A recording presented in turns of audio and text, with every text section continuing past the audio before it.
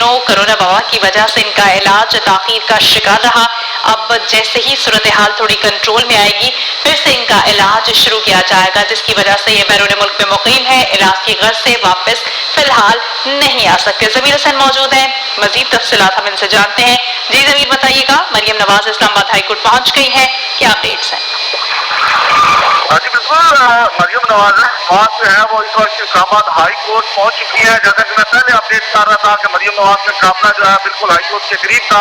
अब मरियम नवाज जो है वो इस्लामाबाद हाई कोर्ट दाखिल हो चुकी है और इस वक्त वो कमरा अदालत की तरफ जो है वो बढ़ रही है, क्योंकि उनके साथ उनकी जो लीगल टीम है वो हमरा है। उनके साथ साथ परवेज रशीद और दीगर जो मुस्लिम लीग नून के कारकुनान और उनके साथ साथ खासकर जो साबिक वफाकी गुजरे हैं वो उनके हमरा है। जबकि उसके दौरान उनको और दीगर जो कारकुनान है उनको इंतजामिया की तरफ से बाहरी रोक दिया गया है, क्योंकि जिन लोगों के नाम लिस्ट में शामिल नहीं है उनको अंदर जाने की इजाजत नहीं है, जबकि जिन लोगों के नाम लिस्टों में शामिल है उनको अंदर जाने की इजाजत दी गई है। तो साबिक जो वजीर आजम है मियां मोहम्मद नवाज शरीफ, उनकी बेटी जो है वो मरियम नवाज इस वक्त कमरा अदालत के अंदर जो है वो पहुंच चुकी है और मियां मोहम्मद नवाज शरीफ की तरफ से जो है हाजिरी इस्तिस्ना की दरख्वास्त जो है वो दायर की जा चुकी है और अब मरियम नवाज